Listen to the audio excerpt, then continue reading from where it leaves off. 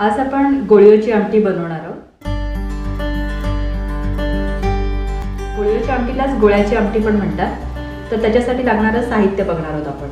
तर आपल्या या गोळ्याच्या आमटीत 2 प्रकारची वाटपं आहेत.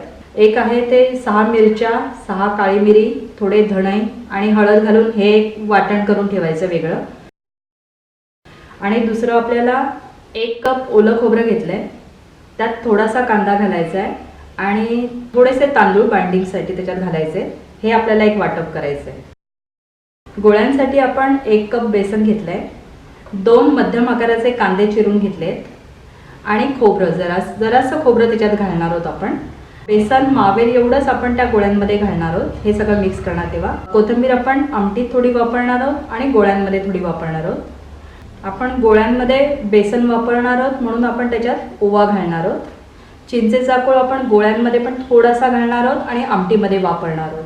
हे सगळं साहित्य गोळ्याच्या आमटीला लागणार आहे.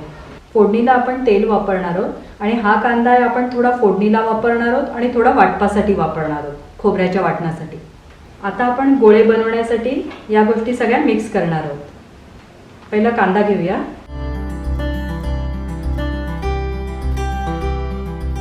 खोबरं घालणार आहोत. चिंचेचा कोळ आपण थोडासा वापरणार आहोत. कोथिंबीर जराशी घालणार आहोत. यातलं थोडंसं वाटप घालणार आहोत आपण. ते मगाशी आपण मिरच्या, धणे, काळी मिरी, हळद वगैरे ते वाटले ना, त्यातलं थोडंसं घालणार आहे आणि हे नंतर आमटीला लागेल. मीठ घालणार आहोत चवीला. साखर जराशी घालणार आहोत. ओवा घालणार आहोत. किंचित जरासा थोडंसं घालणार आहोत. आता हे चांगलं कालून घेऊया. मीठ घातल्यामुळे कांद्याला थोडं पाणी सुटेल. आता यात आपण थोडं थोडं बेसन घालूया. आपण ते गोळे घट्ट बनवणार आहोत, नाहीतर ते ना आमटीमध्ये विरघळून जातील. सगळं लागेल बेसन. हाताला आपण थोडंसं तेल लावून त्या पिठाचे गोळे करायला घेऊया. जरासं तेल लावायचंय.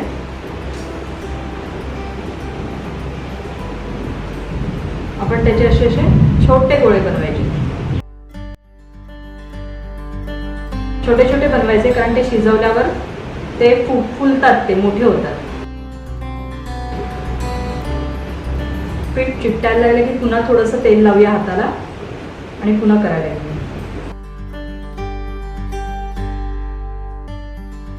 गॅस चालू केलाय. आपण फोडणीला थोडंसं तेल लागणार आहे. थोडंसंच तेल वापरणार आहोत आपण. तेल तापलं की आपण त्याच्यात कांदा घालणार आहोत. आता कांदा भाजून घेणार आहोत. कांदा चांगला भाजून. कांदा चांगला भाजलाय. लालसर जरा झाला पाहिजे कांदा. कांदा भाजल्यावर आपण जे वाटप केलं होतं मिरचीचं, त्याचं पाणी आपण आधी घालणार आहोत. हे 1 कप पाणी आहे. लाल मिरचीचं जे वाटप केलं होतं तर ते भांडं फक्त आपण धुवून घेतलेलं आहे. त्याचं पाणी 1 कप झालेलं आहे. आणखीन आपण साधं पाणी 2 कप वापरणार आहोत. असे आपण 3 कप पाणी वापरणार आहोत. 2 कप आणि आणखीन 1. गॅस मोठा करणार आहोत. त्यात लाल मिरचीचं वाटप जे केलं होतं ते आपण घालणार आहोत. त्यात थोडंसं पाणी घालूया. हे पण धुवून घेऊया. त्यात चिंचेचा कोळ घालणार आहोत. गॅस मोठाच ठेवायचा आहे. मीठ घालणार आहोत. मीठ थोडं घालणार, कारण बेसनमध्ये पण आपण घातलंय, त्या गोळे बनवले आहेत ना त्याच्यामध्ये पण घातलंय, त्यामुळे थोडं मीठ घालणार. नाही तर आमटी खारट होईल. चवीला थोडीशी साखर. आता हे आपण ढवळणार. चांगली उकळी आली पाहिजे. उकळी आली की आपण मग गोळे घालणार.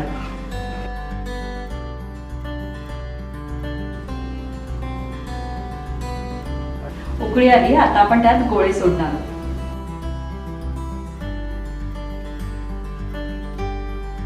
ते गोळे शिजले की हळूहळू ते वरती यायला लागणार. वरती आले की समजायचे गोळे शिजले. गॅस बारीक केलाय. आता आपण त्याच्यात खोबऱ्याचं वाटप टाकूया.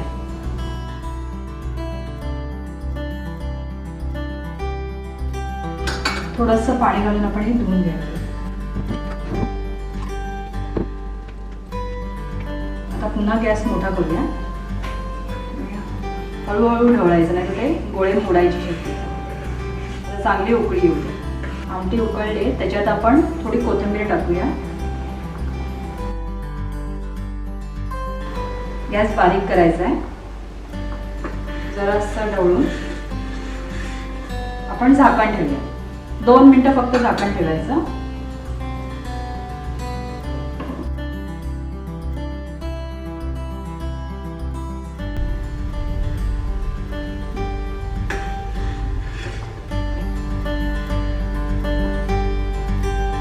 गोळ्याची आमटी तयार झाली. आता गॅस बंद करूया. या व्हिडिओला लाईक करा, शेअर करा आणि सर्वात महत्त्वाचं अम्माज रेसिपीजला सबस्क्राईब करायला विसरू नका.